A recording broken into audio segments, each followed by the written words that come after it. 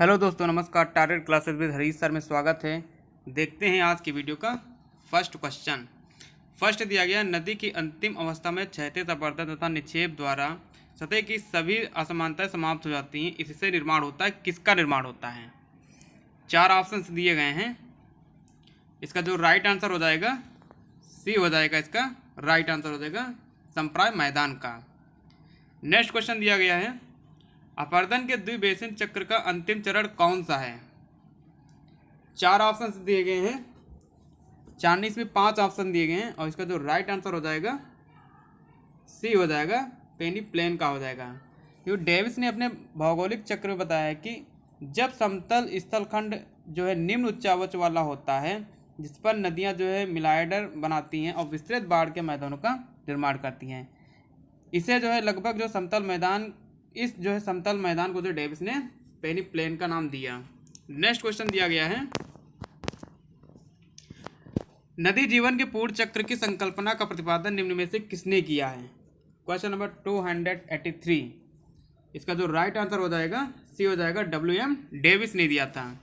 Next question दिया गया, अपरदन चक्र के निम्न में से किस चरण में मोनोडानार्क जो दिखाई पड़ते हैं? इसका 4 ऑप्शन दिए गए हैं।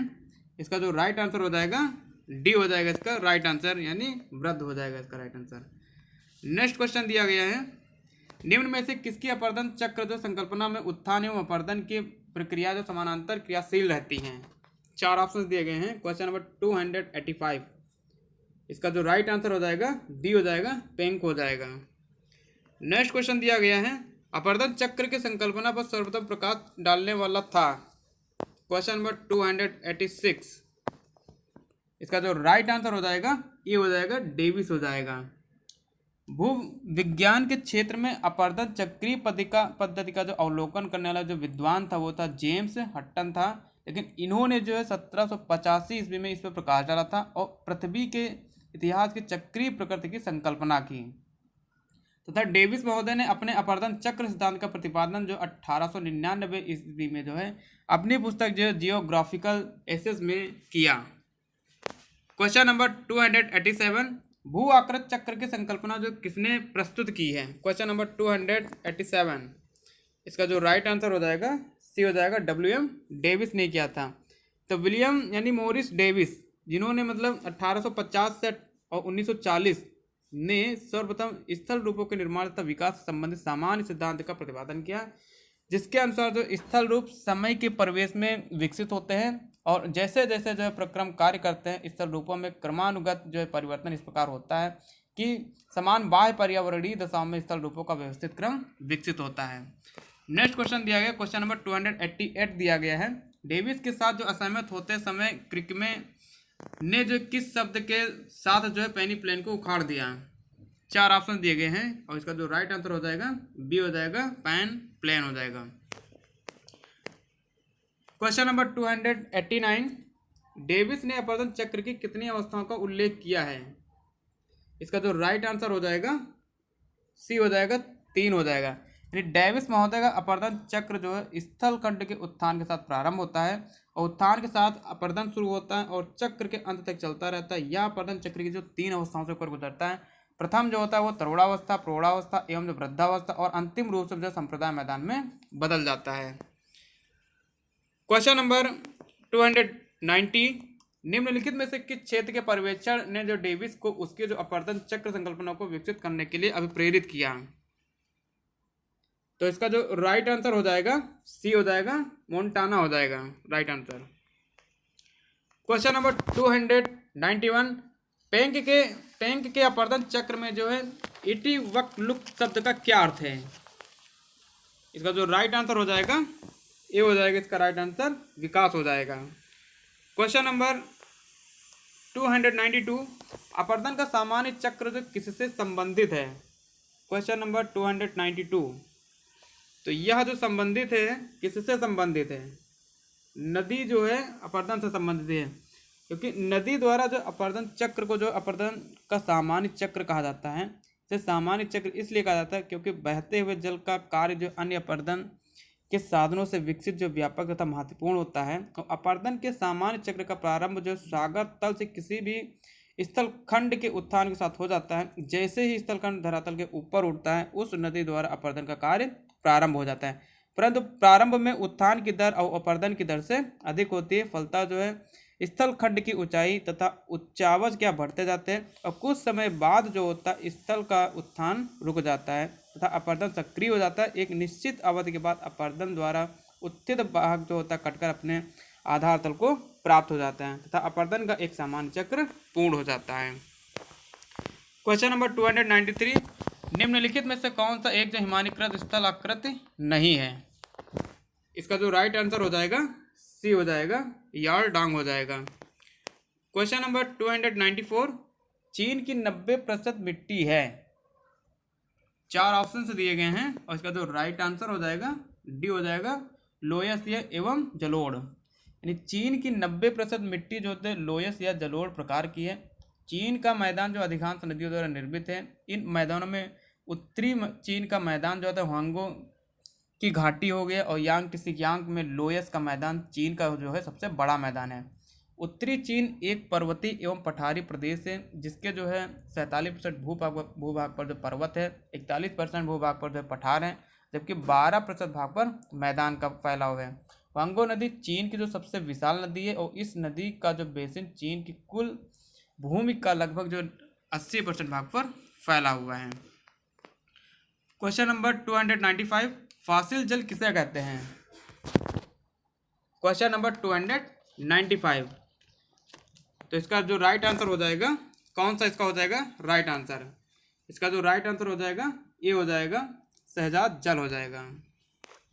क्वेश्चन नंबर 296, विश्व की सबसे लंबी जो भ्रंश घाटी है कौन सी घाटी है? तो इसका जो राइट आंसर हो जाएगा ये हो जाएगा, पूर्वी अफ्रीका की।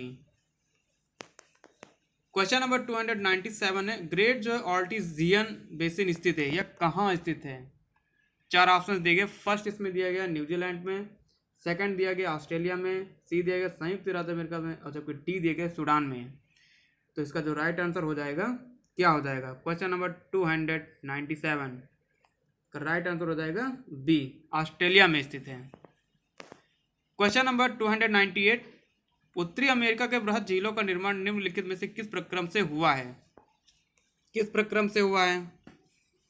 तो इसका जो राइट आंसर हो जाएगा सी हो जाएगा, हिमानीकरण से हुआ है। क्वेश्चन नंबर 299, सर्कभू आकृत किस श्रेणी में आते हैं? किस श्रेणी में आते हैं बताइएगा। इसका जो राइट आंसर हो जाएगा सी हो जाएगा, तृतीय श्रेणी। क्वेश्चन नंबर 300, निम्नलिखित में से किस विद्वान ने जो परमाफ्रॉस्ट शब्द की रचना की है? इसका जो राइट आंसर हो जाएगा बी हो जाएगा, हम बोल्ड हो जाएगा। क्वेश्चन नंबर 301, पवन विदर की परिघटना किससे संबंधित है? 4 ऑप्शंस दिए गए हैं। फर्स्ट इसमें दिया गया है हिमजलीय अपरदन, बी दिया गया नदी द्वारा पार्श्विक अपरदन और सी दिया गया नदी द्वारा अभिशीर्ष अपरदन और डी दिया गया हिम नदीय समतलन। तो इसका जो राइट आंसर हो जाएगा सी हो जाएगा, नदी द्वारा अभिशीर्ष अपरदन। क्वेश्चन नंबर 302, यारडांग निम्नलिखित में से किस प्रकार के अपरदन से बनते हैं? तो किस अपरदन से बनते हैं बताइएगा। इसमें 4 ऑप्शन दिए गए हैं। इसका जो राइट आंसर हो जाएगा बी हो जाएगा, बतौड़ हो जाएगा इसका राइट आंसर। क्वेश्चन नंबर 303, निम्नलिखित में से कौन सा स्वरूप जो है वायु अपरदन द्वारा बनता है? क्वेश्चन नंबर 303, इसका जो राइट आंसर हो जाएगा यारडंग हो जाएगा राइट आंसर। क्वेश्चन नंबर 304, निम्नलिखित में से किस नदी द्वारा जो है पक्षीपात डेल्टा का निर्माण किया गया है? 4 ऑप्शन दिए गए हैं। फर्स्ट इसमें दिया गया अमेजन नदी, सेकंड है मिसिसिपी नदी हो गई और सी इसमें दिया गया नील नदी और जबकि डी दिया गया है गंगा नदी। क्वेश्चन नंबर 304, इसका जो राइट आंसर हो जाएगा बी हो जाएगा, मिसिसिपी नदी। क्वेश्चन नंबर 305, निम्नलिखित में से कौन भूमिगत जल के अपरदन से निर्मित स्थल आकृति नहीं है? तो इसका जो राइट आंसर हो जाएगा सी हो जाएगा, जियार्ड। क्वेश्चन नंबर 306, संयुक्त राज्य अमेरिका के मिसिसिपी में लोयस के निक्षेप को क्या कहते हैं? तो इसका जो राइट आंसर हो जाएगा ये हो जाएगा, एडोब कहते हैं। संयुक्त राज्य अमेरिका के अर्ध सूक्ष्म भागों तथा जो है मिसिसिपी एवं जो मिसौरी नदियों की घाटियों में लोयस के समान मिट्टी का जमाव मिलता है। इस जमाव को संयुक्त राज्य अमेरिका में एडोब कहा जाता है। संरचना तथा अन्य गुणों में एडोब यूरोप तथा एशिया के लोयस जमाव से पूर्णतः साम्य रखते हैं। बेल्जियम तथा फ्रांस में लोयस को लिमन के नाम से भी यह जाना जाता है। अपवन के द्वारा उड़ाई गई धूलों के निक्षेप से निर्मित जमाव को क्या कहते हैं? लोयस कहा जाता है। और लोयस सर्वप्रथम जो अध्ययन जर्मन के विद्वान जो थे वान जो रिस्थोपेन ने चीन में किया था।